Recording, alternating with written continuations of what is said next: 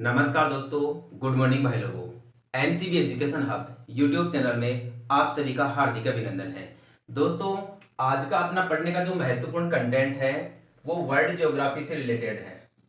World geography से यानी विश्व भूगोल के बारे में पढ़ रहे हैं दोस्तों। और विश्व भूगोल के बारे में भी दोस्तों आज हम कुछ स्पेशल रिमार्क्स पढ़ेंगे। स्पेशल रिमार्क्स का मतलब है जो कंपटीशन एग्जाम्स के लिए जो इंपॉर्टेंट कंटेंट है उनके बारे में देखते हैं दोस्तों। पूरे विश्व के बारे में देखेंगे दोस्तों। जैसे उदाहरण के लिए great barrier reef. Great barrier reef यहां से दोस्तों कंपटीशन एग्जाम्स में क्वेश्चन पूछा जाता है। ग्रेट बैरियर रीफ क्या है? सबसे पहली बात तो यही, ग्रेट बैरियर रीफ एक दोस्तों परवाल भित्ति है जो ऑस्ट्रेलिया महाद्वीप के पूर्वी क्षेत्र में स्थित है दोस्तों, क्वींसलैंड राज्य के आसपास में। और ये ग्रेट बैरियर रीफ दुनिया की सबसे लंबी परवाल भित्ति है।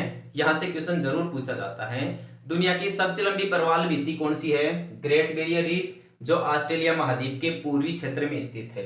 ग्रेट बैरियर रीफ की लंबाई 1900 किलोमीटर के आसपास है, आप जरूर ध्यान रखना। एक परवाल भित्ति के मामले में दोस्तों भारत से क्वेश्चन पूछा जा सकता है कि भारत का कौन सा द्वीप समूह है परवाल से निर्मित है, तो उसका नाम है दोस्तों लक्षद्वीप समूह है। लक्षद्वीप समूह में कुल मिला के दोस्तों 36 द्वीप है जिनका निर्माण समुद्र में पाए जाने वाले परवाल जीवों के जमाव के कारण हुआ है या परवाल निक्षेप के कारण हुआ है, आप जरूर ध्यान रखना।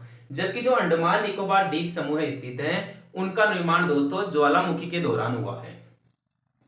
एक ध्यान रखना दोस्तों, आप पामीर पठार के बारे में क्वेश्चन पूछा जा सकता है। पामीर दुनिया का सबसे ऊंचा पठार है। पामीर दुनिया का सबसे ऊंचा पठार है जिसे विश्व की छत कहा जाता है, roof of the world. Roof of the world किसे कहा जाता है? पामीर के पठार को, जो तिब्बत क्षेत्र में ही स्थित है।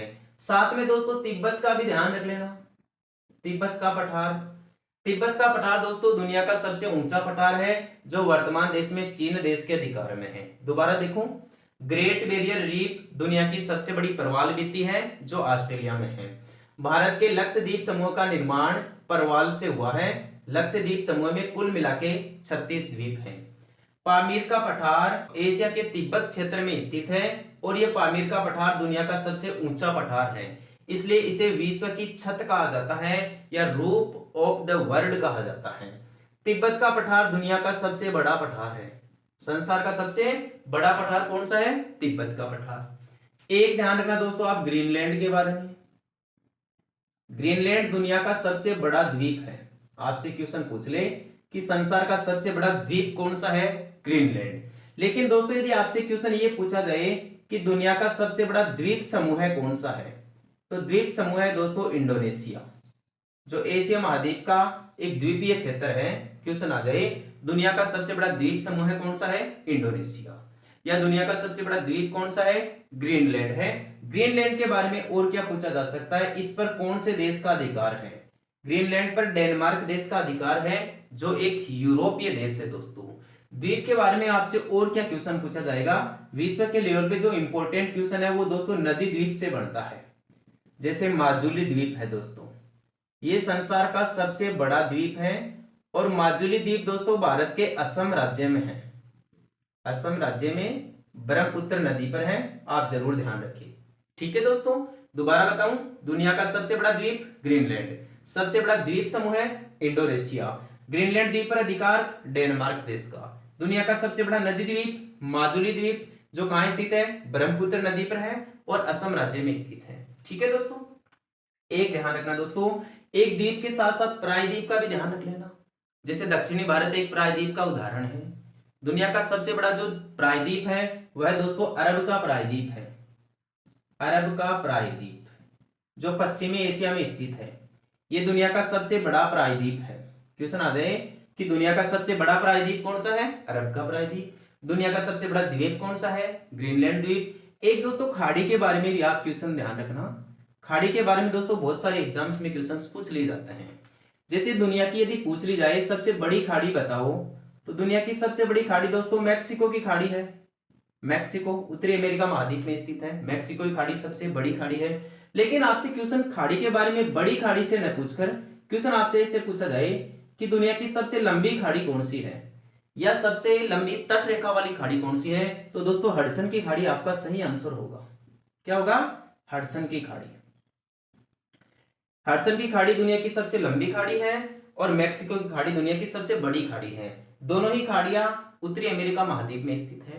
यदि डायरेक्टली आपसे ऐसे ही बात की जाए कि खाड़ी देश कौन से हैं, दोस्तों जो फारस की खाड़ी के पास में जो तटवर्ती देश है ना पश्चिमी एशिया में, जो पेट्रोलियम उत्पादन के नाम से जाने जाते हैं या पेट्रोलियम उत्पादन के भंडारों के लिए जाने जाते हैं, उन्हीं दोस्तों खाड़ी देशों के नाम से जाना जाता है। जैसे इराक हो गया, संयुक्त अरब अमीरात हो गया, इन्हें दोस्तों खाड़ी देशों के नाम से जाना जाता है। एक आप ध्यान रखना दोस्तों, एक आप ध्यान रखना स्ट्राम्बोली ज्वालामुखी के बारे में। स्ट्राम्बोली के साथ साथ दोस्तों आप बेरन का भी ध्यान रखना, और बेरन के साथ साथ दोस्तों आप कटमई पर्वतमाला के भी ध्यान रखना। कटमई पर्वतमाला, और इसके साथ साथ दोस्तों आप ऑस्ट्रेलिया के बारे में भी ध्यान रख लेना, और ऑस्ट्रेलिया के साथ साथ दोस्तों प्रशांत महासागर के भी बारे में भी ध्यान रख लेना। प्रशांत महासागर, ये जो सभी जो इतने जो कंटेंट मैंने लिखवाए हैं दोस्तों, ये सारे के सारे कंटेंट दोस्तों ज्वालामुखी से रिलेटेड है। यानी ज्वालामुखी के बारे में वर्ल्ड लेवल्स पे क्वेश्चंस पूछे जाते हैं, उनसे रिलेटेड है दोस्तों। देखें इन बिंदुओं से क्या क्या क्वेश्चंस पूछे जा सकते हैं। स्ट्राम्बोली ज्वालामुखी ये दोस्तों इटली देश में स्थित है। इटली देश में भूमध्य सागर के तट पर स्थित है दोस्तों।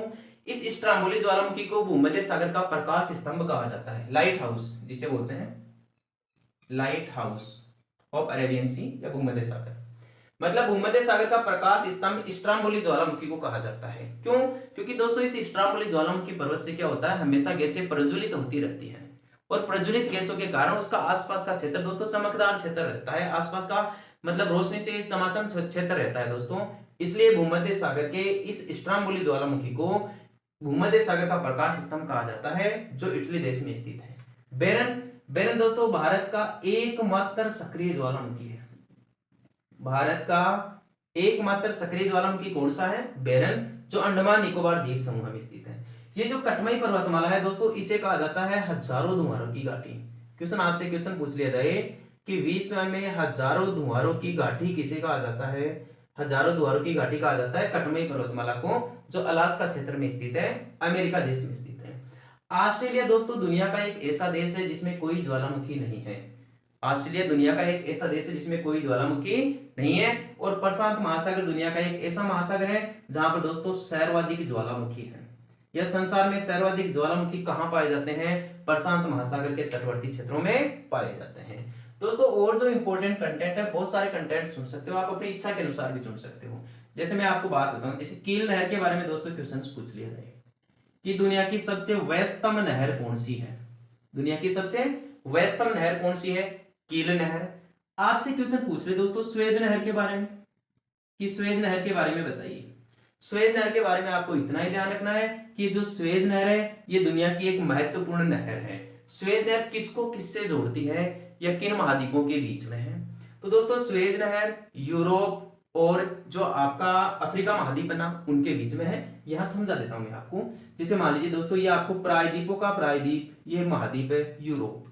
यूरोप को प्रायद्वीपों का प्रायद्वीप कहते हैं, दुनिया का सबसे विकसित महाद्वीप कहते हैं, दुनिया का सबसे नगरीकृत महाद्वीप भी कहते हैं, आपको ध्यान रखना है। इसी महाद्वीप के दक्षिण में दोस्तों एक और महाद्वीप है जिसका नाम है अफ्रीका महाद्वीप। क्या नाम है? अफ्रीका। अफ्रीका के बारे में तो आप जानते हो, यदि आपने अपनी सभी वीडियो क्लासेस देखी है महाद्वीपों की, तो अफ्रीका महाद्वीप के बारे में दोस्तों आप बहुत ही अच्छी तरीके से जान जाओगे। अफ्रीका महाद्वीप इसे अंध महाद्वीप कहते हैं क्योंकि इस महाद्वीप का विकास सबसे अंत में हुआ, इसलिए इसे अंध महाद्वीप। विकास में पिछड़े होने के कारण दोस्तों इसे काला महाद्वीप भी कहते हैं। अफ्रीका एकमात्र ऐसा महाद्वीप है जिसमें से तीनों मुख्य अक्षांश रेखाएं गुजरती हैं, जबकि यूरोप दुनिया का एकमात्र ऐसा महाद्वीप है जिसमें से कोई भी अक्षांश रेखा नहीं गुजरती। इसके बारे में थोड़ा बाद में बात करते हैं, एक बार इस कंटेंट पे बात कर लीजिए आप। स्वेज नहर के बारे में हम चर्चा कर रहे हैं। तो यूरोप महाद्वीप और अफ्रीका महाद्वीप, इन दोनों के बीच में दोस्तों यहां खींची गई है ये नहर। इसी नहर का नाम है स्वेज नहर। ये क्यों खींची गई दोस्तों? यहां पर एक जलीय भाग है, ये अटलांटिक महासागर का है, और अटलांटिक महासागर का दोस्तों यहां पर एक तटवर्ती सागर है जिसे भूमध्य सागर कहा जाता है। जिसे क्या कहा जाता है? भूमध्य सागर। और जो इधर वाला एरिया दोस्तों इसे कहा जाता है लाल सागर। यहाँ पर जो जलीय वाला क्षेत्र है ना, इसे लाल सागर के नाम से जाना जाता है। और ये लाल सागर दोस्तों हिंद महासागर का हिस्सा है। कौन से महासागर का हिस्सा है? हिंद महासागर का। जबकि भूमध्य सागर कौन से महासागर का है? अटलांटिक महासागर का है। तो इस स्वेज नहर के द्वारा ही दोस्तों इस अटलांटिक महासागर को हिंद महासागर से जोड़ा गया। तो क्वेश्चन आपसे यह भी पूछा जा सकता है कि अटलांटिक महासागर को हिंद महासागर से जोड़ने वाली नहर कौन सी है? स्वेज नहर। यह क्वेश्चन थोड़ा और अंदर से पूछा जा सकता है, थोड़ा और ज्यादा डीप पूछा जा सकता है कि भूमध्य सागर को लाल सागर से जोड़ने वाली नहर कौन सी है? स्वेज नहर। स्वेज नहर के बारे में दोस्तों डेट ध्यान रखना आप, एक तो 1869 और एक दोस्तों 1956। 1869 और 1956। 1869 ईस्वी में दोस्तों स्वेज नहर का निर्माण किया गया फ्रांस और इंग्लैंड देश के द्वारा। पूछ लिया जाएगा स्वेज नहर का निर्माण किसके द्वारा किया गया था? फ्रांस और इंग्लैंड देश के द्वारा किया गया था 1869 में। लेकिन आपसे क्वेश्चन पूछ लिया जाए कि वर्तमान समय में स्वेज नहर पर कौन से देश का अधिकार है, तो वह देश मिस्र है।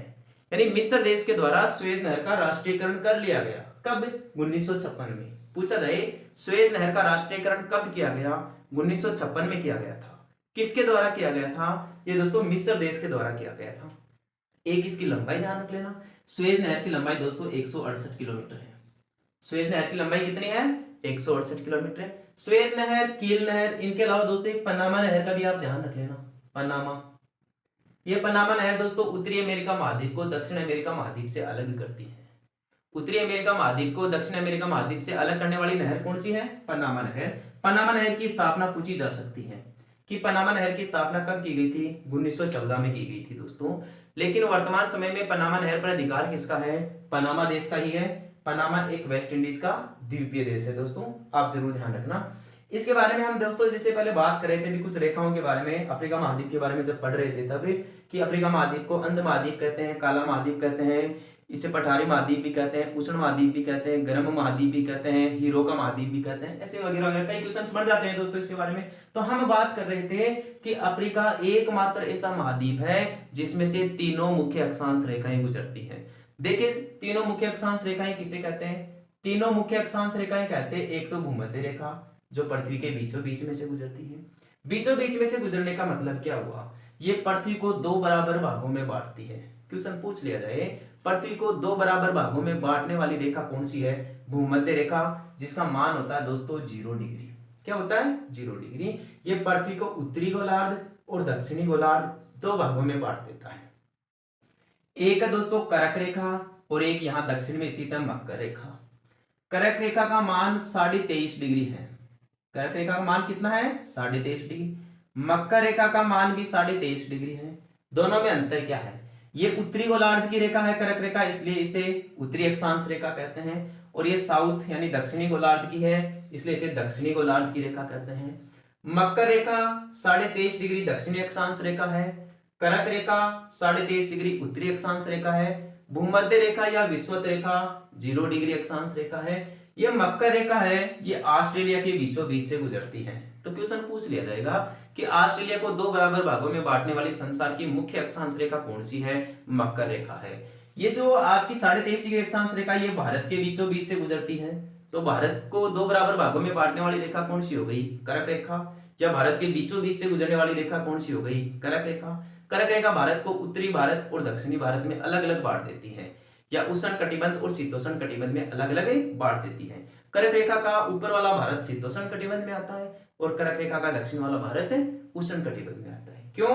क्योंकि 23.5 डिग्री से लेकर इस 23.5 डिग्री तक, उत्तर से लेकर दक्षिण तक का ये जो एरिया ना दोस्तों, यहाँ सूर्य की वर्ष भर सीधी किरणें चमकती हैं, और सीधी किरणें चमकने के कारण ये पृथ्वी का सबसे ज्यादा उष्ण भाग होता है, सबसे ज्यादा गर्म भाग होता है। क्वेश्चन आपसे पूछे जा सकते हैं कि सूर्य की सीधी किरणें कर्क रेखा पर कब होती है? सूर्य की सीधी किरणें कर्क रेखा पर जून महीने में होती है, 21 जून में होती है। मकर रेखा पर कब होती है? दिसंबर महीने में रहती है दोस्तों, 22 दिसंबर एग्जैक्ट डेट है कि सूर्य की सीधी किरणें मकर रेखा पर 22 दिसंबर को पड़ती हैं। सूर्य की कर्क रेखा पर सीधी किरणें 21 जून को पड़ती हैं। दो डेट यहाँ की ध्यान रखना दोस्तों, भूमध्य रेखा की। भूमध्य रेखा पर वर्ष में 2 बार सूर्य की सीधी किरणें पड़ती हैं, एक तो 21 मार्च को और एक 23 सितंबर को। एक तो 21 मार्च और एक 23 सितंबर। सूर्य की सीधी किरणें कहां पर पड़ती है दोस्तों? भूमध्य रेखा पर पड़ती है। जब सूर्य की सीधी किरणें भूमध्य रेखा पर पड़ती है ना, तो उत्तरी गोलार्ध में भी उतना ही प्रकाश जाता है जितना दक्षिणी गोलार्ध में जाता है, यानी संपूर्ण पृथ्वी पर दोस्तों दिन रात बराबर हो जाते हैं, और ऐसी स्थिति को विषुव कहा जाता है। इस रेखा पर विषुव की स्थिति बनने के कारण ही भूमध्य रेखा को विषुवत रेखा के नाम से जाना जाता है। जो कर्क रेखा है, इसके ऊपर यदि सूर्य की सीधी किरणें पड़ेगी तो दोस्तों उत्तरी गोलार्ध में बड़ा दिन होगा और दक्षिणी गोलार्ध में छोटा रात होगा, छोटा दिन होगा। जब सूर्य की सीधी किरणें कर्क रेखा पर होगी तो उत्तरी गोलार्ध में दिन की अवधि बड़ी होगी, जबकि दक्षिणी गोलार्ध में दिन की अवधि छोटी होगी। इसके विपरीत घुमा के आपसे क्वेश्चंस पूछे जा सकते हैं कि दक्षिणी गोलार्ध में सबसे लंबी रात कब होगी। दक्षिणी गोलार्ध में सबसे लंबी रात कब होगी? जब दक्षिणी गोलार्ध में दिन छोटा होगा तो सीधी सी बात है रात अपने आप लंबी हो जाएगी। तो उत्तरी गोलार्ध में दिन बड़ा होता है जून के महीने में, तो यहाँ दिन छोटा हो गया, अतः 21 जून को ही दक्षिणी गोलार्ध में सबसे लंबी रात रहती है। 21 जून को दक्षिणी गोलार्ध में सबसे लंबी रात और उत्तरी गोलार्ध में सबसे बड़ा दिन, जबकि 22 दिसंबर को दक्षिणी गोलार्ध का सबसे बड़ा दिन और उत्तरी गोलार्ध की सबसे लंबी रात। ये आप ध्यान रखना। इसके बारे में नदियों से क्वेश्चन जरूर पूछे जाते हैं दोस्तों, इन रेखाओं के बारे में, कर्क रेखा, मकर रेखा और भूमध्य रेखा, यहां से क्वेश्चंस पूछे जाते हैं कि जैसे कर्क रेखा को 2 बार काटने वाली नदी कौन सी है? माही नदी है। कर्क रेखा को 2 बार काटने वाली विश्व की एकमात्र नदी कौन सी है? माही नदी। जैसे भूमध्य रेखा के बारे में पूछ ले, भूमध्य रेखा को 2 बार काटने वाली नदी कौन सी है? कांगो नदी है। और मकर रेखा के बारे में पूछ ले, मकर रेखा को 2 बार काटने वाली नदी है दोस्तों लिम्पोपो नदी। कौन सी नदी है? लिम्पोपो नदी। ये लिम्पोपो और कांगो ये दो तो अफ्रीका महाद्वीप में बहती हैं, जबकि ये जो कांगो नदी, ये माही नदी है, ये माही नदी दोस्तों भारत में बहती है। भारत के मध्य प्रदेश राज्य से निकलती है, राजस्थान में बहती है और राजस्थान से घूम के वापस दक्षिण में कच्छ की तरफ चली जाती है, यानी खंभात की खाड़ी की तरफ चली जाती है। ये उल्टे यू आकार में बहने वाली नदी भी है। पूछा जाता है भारत की कंपटीशन एग्जाम्स में बहुत बार क्वेश्चन ये पूछ लिया गया है, या राजस्थान के कंपटीशन एग्जाम्स में बहुत बार क्वेश्चन ये पूछ लिया गया है कि उल्टे यू आकार में बहने वाली नदी कौन सी है? माही नदी है। दक्षिणी राजस्थान की सवर्ण रेखा नदी किसे कहते हैं? माही को कहते हैं।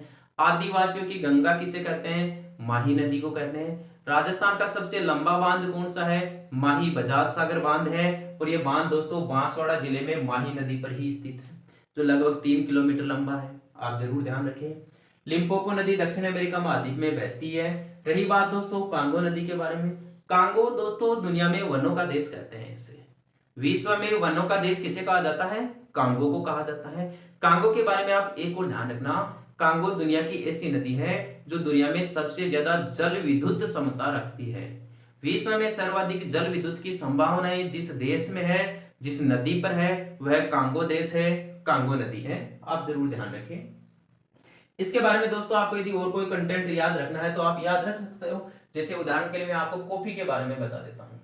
कॉफी के बारे में दोस्तों बहुत सारे एग्जाम्स में पूछा जाता है। सबसे ज्यादा कॉफी और रबड़, इन 2 कृषि फसलों के बारे में जरूर पूछा जा सकता है, या चाय के बारे में भी आपसे क्वेश्चंस पूछा जा सकता है। सबसे पहले चाय का बता दूं, चाय चीन का पौधा है। चाय मूल रूप से पौधा कहाँ का है? चीन का है। और दुनिया में सबसे ज्यादा चाय का उत्पादन भी दोस्तों चीन देश में ही होता है। चाय की पत्तियों को सुखाने की जो प्रक्रिया होती है उसे क्यूरिंग कहा जाता है। पूछ लिया जाता है क्यूरिंग क्या होता है? चाय की पत्तियों को सुखाने की प्रक्रिया को क्यूरिंग के नाम से जाना जाता है। और चाय दुनिया में सबसे ज्यादा चीन देश में उत्पादित की जाती है, यह चीन का ही पौधा है। चाय उत्पादन में दोस्तों भारत का दूसरा स्थान है चीन के बाद में, पूरे विश्व में। पूरे विश्व में चाय उत्पादन में भारत का चीन के बाद दूसरा स्थान है। ध्यान रखना, चाय के मामले में दोस्तों भारत में असम राज्य बहुत महत्वपूर्ण है। असम राज्य बहुत महत्वपूर्ण है, यानी भारत में सबसे ज्यादा चाय का उत्पादन असम राज्य से ही होता है।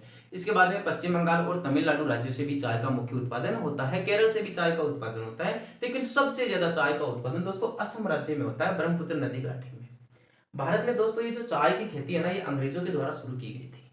भारत में चाय की खेती किनके द्वारा शुरू की गई थी? अंग्रेजों के द्वारा। लेकिन खास बात तो देखिए आप, वर्तमान समय में दुनिया के भी जो महत्वपूर्ण चाय के बागान है, या जो भारत के सबसे ज्यादा चाय के बागान है ना, उन पर आज खुद भारतीय लोगों का अधिकार है। आगे ना बात समझ में। ऐसे ही बात कीजिए रबड़ का। दुनिया में रबड़ के उत्पादक देशों में 3 देशों का आप ध्यान रखना। एक सबसे मेन देश है दोस्तों थाईलैंड। कौन सा है? थाईलैंड। ये दुनिया में सबसे ज्यादा प्राकृतिक रबड़ का उत्पादन करने वाला देश है। दुनिया में सबसे ज्यादा प्राकृतिक रबड़ का उत्पादन कौन सा देश करता है? थाईलैंड देश करता है। एक देश मलेशिया भी रबड़ के उत्पादन के लिए जाना जाता है, और एक इंडोनेशिया भी रबड़ के उत्पादन के लिए जाना जाता है। तो एक तो थाईलैंड और एक केरल, ये 2 स्थान तो दोस्तों अपने दिमाग में बिठा लो, तुम गांठ मान लो। बहुत सारी एग्जाम्स में दोस्तों ये क्वेश्चन पूछे जा चुके हैं अब तक। थाईलैंड दुनिया में सबसे ज्यादा प्राकृतिक रबड़ का उत्पादन करता है, जबकि भारत में सबसे ज्यादा रबड़ का उत्पादन केरल राज्य करता है। कौन सा राज्य करता है? केरल। कॉफी, कॉफी कृषि की ऐसी फसल है जिसके बारे में दोस्तों बहुत सारी एग्जाम्स के अंदर क्वेश्चंस पूछ लिया जाता है। कॉफी के मामले में जैसे मैं आपको बता दूं, कॉफी के बारे में आपसे क्या क्या क्वेश्चंस पूछे जा सकते हैं। कॉफी के बारे में देखो क्वेश्चन पूछे जाएंगे आपसे, फजेंडा, फजेंडा क्या है? अरेबिका क्या है? सेंटोस क्या है? ब्राजील का संबंध किससे है? कर्नाटक का संबंध किससे है? ऐसे महत्वपूर्ण क्वेश्चंस दोस्तों कॉफी के उत्पादन के बारे में ही पूछे जाते हैं या कॉफी फसल के बारे में पूछे जाते हैं। जैसे बता दूं मैं तुम्हें, दुनिया में सबसे ज्यादा कॉफी का उत्पादन ब्राजील में होता है। सर्वाधिक कॉफी का उत्पादन कहां होता है? ब्राजील में। कॉफी को ही कहवा भी बोला जाता है। भारत में सर्वाधिक कॉफी या कहवा का उत्पादन कर्नाटक राज्य में होता है। कर्नाटक राज्य की जो बाबा बुदान की पहाड़ियां है ना, वो पूरे भारत में कॉफी उत्पादन के लिए जानी जाती हैं। ब्राजील में कॉफी के बागानों को फजेंडा के नाम से जाना जाता है। ब्राजील में कॉफी के बागानों को किस नाम से जाना जाता है? फजेंडा के नाम से। अरेबिका क्या है दोस्तों? अरेबिका कॉफी की सबसे उत्तम किस्म है। कॉफी की सर्वोत्तम किस्म, सबसे बेस्ट क्वालिटी की कॉफी कौन सी है? अरेबिका। और इस अरेबिका किस्म की कॉफी का सबसे ज्यादा उत्पादन दुनिया में भारत में होता है, यानी ये सबसे महंगी कॉफी की किस्म मानी जाती है। सेंटोस, सेंटोस दोस्तों कॉफी बंदरगाह है जहां पर मुख्य रूप से कॉफी का ही आयात और निर्यात किया जाता है या कॉफी का ही अंतरराष्ट्रीय व्यापार किया जाता है। और ये सेंटोस बंदरगाह दोस्तों ब्राजील देश में स्थित है। क्वेश्चन आ जाए कि दुनिया का सबसे बड़ा कॉफी बंदरगाह कौन सा है? CentOS, Brazil. कॉफी के बारे में यदि किसी बाजार की बात की जाए कि दुनिया का सबसे बड़ा कॉफी बाजार कहां लगता है या दुनिया की सबसे बड़ी कॉफी मंडी कहां लगती है, तो दोस्तों वह स्थान है साओ पाउलो। उस स्थान का क्या नाम है? Sao Paulo. और ये साओ पाउलो स्थान कहां पर स्थित है? ये दोस्तों ब्राजील देश में ही स्थित है। आ रही है बात समझ में दोस्तों? तो इस प्रकार दोस्तों आज हमने दुनिया के वर्ल्ड ज्योग्राफी में या विश्व के भूगोल में कुछ महत्वपूर्ण प्रश्नों पर दोस्तों चर्चा की है जो एग्जाम में हमेशा छाए रहते हैं, एग्जाम्स में हमेशा आते रहते हैं। दोस्तों यदि आपको अपने कंटेंट अच्छे लगते हैं, मेरा पढ़ाने का तरीका अच्छा लगता है, तो दोस्तों अपने YouTube चैनल को सब्सक्राइब जरूर कर ले, बेल आइकन दबाना ना भूले, क्योंकि दोस्तों मैं रोज क्लास डालता हूं, रोज मेरी सुबह वीडियो क्लास डल जाती है। जैसे ही आप दोस्तों बेल आइकन प्रेस कर लोगे तो मेरी रोज की क्लास आपके पास में उसका नोटिफिकेशन आ जाएगा या अपने आप आ जाएगी। ठीक है दोस्तों, धन्यवाद।